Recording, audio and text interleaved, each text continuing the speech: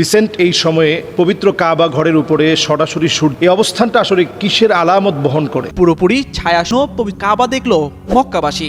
ঠিক কাবা শরীফের বরাবর অবস্থান করে সূর্য। আমরা এই সময়ে আশ্চর্য কোনো বিষয় দেখলে সেটাকেই অনেকে কেয়ামতের আলামত বলে আমরা চালানোর চেষ্টা করি, এবং কেয়ামতের আলামত এই চটকদার থামলাইনটি ব্যবহার করলেই মানুষের মনের অজান্তে এই বিষয়টা দেখতে মনে চায় যে আসলে বিষয়টা দেখি যে সত্যি এটা কেয়ামতের আলামত কিনা। এই জাতীয় বিষয়টা খুবই স্বাভাবিক ব্যাপার। কাবা হচ্ছে আল্লাহর নিদর্শনের জায়গা। এখানে আল্লাহ তাআলা অনেক ধরনের নিদর্শন দেখান। ওয়া ইউআযযিম শাআইরাল্লাহ ফাইন্নাহা মিন তাকওয়াল কুলুব। আপনার মনে আল্লাহর ভয় যতটুকুন আছে, আল্লাহর নিদর্শনকে যদি আল্লাহকে ভয় করে আল্লাহর নিদর্শনগুলোকে যদি আপনি ভালোবাসেন, এটা প্রমাণ গ্রহণ করে যে আপনি আল্লাহ রাব্বুল আলামিনকে আপনি ভালোবাসেন। ওয়া ইউআযযিম শাআইরাল্লাহ, আল্লাহর নিদর্শনকে যে যত বেশি সম্মান করে, এটা প্রমাণ বহন করে যে আল্লাহ রাব্বুল আলামিনকে আপনি ভয় করেন, আল্লাহ তাআলাকে আপনি ভালোবাসেন। আল্লাহ তাআলার ভালোবাসার প্রমাণ আপনি আল্লাহ রাব্বুল আলামিনের নিদর্শনকে আপনি পছন্দ করবেন, ভালোবাসবেন। কাবা এমন একটি ঘর যে ঘরের পরতে পরতে আল্লাহ রাব্বুল আলামিন দোয়া কবুল করেন। মিজাবে রাহমাতে আল্লাহ তাআলা দোয়া কবুল করেন। আল্লাহ রাব্বুল আলামিন মুলতাজামের মধ্যে দোয়া কবুল করেন। হাজরে আসওয়াদ এবং কাবার দরজার মাঝখানের যে জায়গাটি, এটিকে বলা হয় মুলতাজাম। নবী সাল্লাল্লাহু আলাইহি সাল্লাম নিজের বুককে ঠেকিয়ে দিয়েছেন, এই জায়গায় দোয়া করেছেন আল্লাহর কাছে। এই জন্য কাবা হচ্ছে নিদর্শনের জায়গা, যেখান থেকে প্রতিনিয়ত আল্লাহর কাছ থেকে প্রতিদান পাওয়া যায়। প্রতিনিয়ত কাবার চত্বরে আল্লাহ রাব্বুল আলামিন মানুষের দোয়া কবুল করেন। কাবা দেখা মাত্র দোয়া করলে আল্লাহ রাব্বুল আলামিন দোয়া কবুল করেন। মিজাবে রহমান নিচে দাঁড়িয়ে দোয়া করলে দোয়া কবুল হয়। কাবায় যখন বৃষ্টি পড়ে, বৃষ্টির পানি পড়ার যে গোল্ডেন কালার একটা লাইন করে দেওয়া আছে, এটা নিচে দাঁড়িয়ে যদি আপনি দোয়া করেন আল্লাহ তাআলা দোয়া কবুল করবে। ঠিক কাবার উপরে যখন সরাসরি যখন সূর্যটা উঠলো, আপনারা দেখবেন যে সবাই দোয়া করছে, আল্লাহর কাছে চাচ্ছে, কান্নাকাটি করছে, ফরিয়াদ করছে।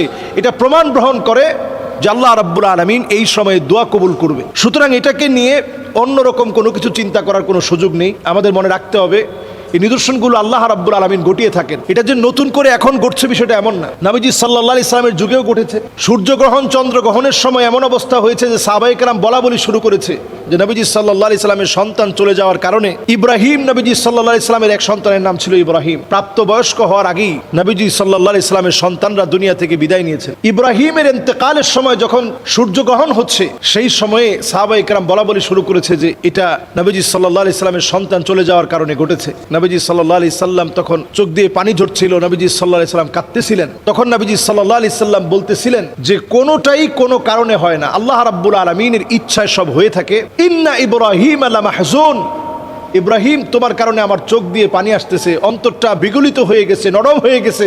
তবে আল্লাহর ব্যাপারে এমন কিছু বলা যাবে না যেটাতে আল্লাহ রাব্বুল আলামিন রাগান্বিত হবেন। এজন্য সন্তান দুনিয়া থেকে চলে যাওয়া অথবা কোনো কিছু সংগঠিত হওয়া, কোনোটার সাথেই কোনোটার কোনো মিল আল্লাহ তাআলা রাখেন নাই। সৃষ্টি জগতের জাগতিক সকল বিষয়গুলো আল্লাহ রাব্বুল আলামিন তার সৃষ্টিতে তার সিস্টেম অনুযায়ী চালান। কুল্লুন ফি ফালাকি ইয়াসবাহুন, আপন আপন কক্ষপথে সবগুলো সাঁতার কাটছে। মহাবিশ্বের প্রতিটি বস্তুকণা একে অপরকে নিজের দিকে আকর্ষণ করে। এই আকর্ষণ বলের মান এদের গুণফলের দূরত্বের ব্যস্তানুপাতিক। এই বল বস্তু ক্রিয়াদ্বয়ের সংযোজক সরল রেখা বরাবর ক্রিয়া করে। এজন্য আপনারা দেখবেন যে আল্লাহ রাব্বুল আলামিন এই সিস্টেমটাকে সিস্টেম ওয়াইজ আল্লাহ তাআলা পরিচালিত করছেন। এই সিস্টেমের যদি কোনো বিচ্যুতি ঘটে, যখন বিচ্যুতি ঘটবে তখনই সেই আলামতগুলোকে আল্লাহ রাব্বুল আলামিন প্রকাশিত করবেন। এই বিচ্যুতি ঘটাটা 10টা বড় বড় বিচ্যুতি ঘটবে, এটাকে কিয়ামতের 10টি বড় বড় আলামত বলে। এছাড়া অন্যান্য কিছু আলামত আছে যেগুলো কিয়ামতের ছোট আলামত, যেগুলো নবীজি সাল্লাল্লাহু আলাইহি সাল্লাম বলে গেছেন, যার ম্যাক্সিমাম এখন আমাদের চোখের সামনে প্রতিফলিত হয়ে গেছে। সুতরাং এইটাকে কিয়ামতের কোনো আলামত হিসাবে উল্লেখ করার কোনো সুযোগ নেই, কিয়ামতের কোনো আলামত বলার সুযোগ নেই। তবে নিদর্শন আল্লাহ রাব্বুল আলামিনের নিশ্চয়ই আল্লাহ রাব্বুল আলামিনের এই নিদর্শনগুলো থেকে আল্লাহর বরত্বের কথা বোঝা যায়। আল্লাহ তাআলা আমাদেরকে সঠিকটা বোঝার তৌফিক দান করুক, আমিন। আসসালামু আলাইকুম ওয়া রাহমাতুল্লাহি ওয়া বারাকাতুহু। বিসমিল্লাহ আলহামদুলিল্লাহ ওয়াসসালাতু ওয়াসসালামু আলা রাসূলিল্লাহ ওয়া বা'দ। সম্মানিত দ্বীনী ভাইরা, আমরা একটা কথা প্রায় বাংলাদেশে শুনি। গুরুত্বপূর্ণ একটা প্রশ্ন এসেছে যে রোগ হলে যদি গুনাহ মাফি হয়ে যায় তাহলে মানুষ রোগ থেকে মুক্তি চায় কেন? আল্লাহ রাব্বুল আলামিন রোগের মাধ্যমে গুনাহ মাফ করেন। যদি আল্লাহ তাআলা কখনো আপনাকে এই জাতীয় পরীক্ষা নেন, সে অবস্থায় সবর করা এটি আল্লাহ তাআলার পক্ষ থেকেই শিখানো। তবে আমরা যে রোগ থেকে পানাহ চাই, এটাও সওয়াবের কাজ। আল্লাহর কাছে আশ্রয় চাওয়া, আল্লাহর কাছে পানাহ চাওয়া, রোগ থেকে মুক্তি চাওয়া, এটাও আল্লাহ রাব্বুল আলামিন শিখিয়েছেন। তাহলে এখানে দুইটা শিক্ষা আছে। বিপদে যখন পড়বেন, বিপদ আসার আগে আল্লাহর কাছে পানাহ চাওয়া, বিপদে পড়ে গেলে সবর করা। আপনি রোগাগ্রস্ত হয়ে গেছেন, এখন সবর করেন। এরপরে আপনি ডাক্তার দেখান, এটাও সওয়াবের কাজ। এরপরে আপনি গুনাহ থেকে নিজেকে পরিত্রাণ করবেন, আল্লাহর কাছে ওয়াদা দেন, এটাও সওয়াবের কাজ। এরপরে রোগ থেকে মুক্তি লাভের জন্য আল্লাহর কাছে দোয়া করবেন, এটাও সওয়াবের কাজ। তাহলে এখানে অনেকগুলো সওয়াব নিহিত। হাদিসের মধ্যে আসছে মা ইউসিবুল মুসলিমা মিন নাসাবিন ওয়ালা ওয়াসাবিন ওয়ালা হাম্মিন ওয়ালা হুজানিন ওয়ালা গাম্মিন হাত্তা শাওকাতি ইউশাকুহা ইল্লা কাফফারাল্লাহু বিহা মিন খাতায়াহু। আল্লাহর কোনো মুমিন গোলাম ইমানদার যখন বিপদে পড়ে যায়, মুসিবতের ভিতরে পড়ে যায়, হতাশার ভিতরে পড়ে যায়, দুর্দশাগ্রস্ত হয়ে যায়, ব্যবসার ভিতরে ক্ষতির ভিতরে নিমজ্জিত হয়ে যায়, পকেটে যখন কোনো টাকা থাকে না, চতুর্দিক থেকে যখন হতাশা তাকে পেয়ে বসে, সবাই যখন তার সঙ্গে বেঈমানি করে, ওই মুহূর্তে যদি এই লোকটা আল্লাহর উপরে সবর করে, ভিতর থেকে যদি শব্দটা উচ্চারণ করে, যা আমার হৃদয়ে এত বেদনা, এত কষ্ট, এত যন্ত্রণা, এত যাতনা, এই যে আপনি শব্দটা উচ্চারণ করলেন, আল্লাহ রাব্বুল আলামিন গুনাহ খাতা মাফ করবেন, জান্নাতের দরজা আল্লাহ তাআলা বুলন্দ বানায় দিবেন। সুবহানাল্লাহ বিহামদি। এই জন্য বিপদ মুসিবতের সময়ে সবর করা, বিপদে পড়ে গেলে তার থেকে উত্তরণের পথ আল্লাহর কাছ থেকে চেয়ে নেওয়া, বারবার সেই বিপদ থেকে পরিত্রাণের জন্য আপ্রাণ চেষ্টা করা, এই টোটাল কাজটাই সওয়াবের মধ্যে গণ্য হবে। এবং আল্লাহ রাব্বুল আলামিন আপনাকে যে রোগ থেকে মাফ করে দিলেন, মুক্তি দিলেন, আল্লাহ তাআলা যে শিফা দিলেন, এই শিফা দেওয়াটা যতদিন আপনি অসুস্থ ছিলেন এটা সওয়াবের মধ্যে গণ্য হয়েছে। এখন আপনি সুস্থ হয়েছেন, আল্লাহ শুকরগুজারি আদায় করেন। যারা রোগীকে দেখতে যাবেন 70,000 ফেরেশতা আপনার জন্য দোয়া করবে, আপনি রোগীটাকে দেখে আল্লাহর প্রশংসায় পড়েন, আলহামদুলিল্লাহিল্লাযী আফানি মিম্মা ইবতালাকা বিহি ওয়া ফাদ্দালানি আলা কাসীরিম মিম্মান খলাকা তাফদীলা। আয় আল্লাহ, আপনি অনেকের চাইতে আমাকে সুস্থ রেখেছেন, অনেকের চাইতে আল্লাহ আপনি আমাকে ভালো রেখেছেন, হাজারো মানুষের চাইতে আল্লাহ আপনি আমাকে নিয়ামত দিয়েছেন।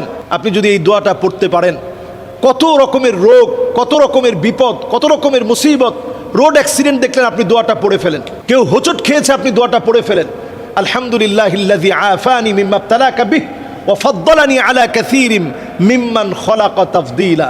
এই দোয়াটা যদি আপনি পড়তে পারেন, দেখবেন আল্লাহ রাব্বুল আলামিন ওই বিপদটা থেকে আল্লাহ তাআলা আপনাকে হেফাজতে রাখবে। আপনি ইয়াকিন নিয়ে পড়েন, অবশ্যই আল্লাহ রাব্বুল আলামিন আপনাকে হেফাজতে রাখবে। আমরা এইভাবে করে রোগ থেকে মুক্তি লাভের জন্য আল্লাহর কাছে আমরা চাবো। রোগ থেকে মুক্তি লাভের পরে আল্লাহ শুকরিয়া আদায় করে আমরা দোয়া করব, এবং প্রতিনিয়ত ঔষধ খাওয়ার সময় আমরা ভুল দোয়া না পড়ে সঠিকভাবে দোয়া পড়ব। আমরা বলবো হুয়া শাফি হুয়াল কাফি হুয়াল মুআফি। আল্লাহ আপনি শেফা দানকারী, আল্লাহ আপনি আমার জন্য যথেষ্ট, আল্লাহ আপনি আমাকে রোগ থেকে মুক্তি দিতে পারেন।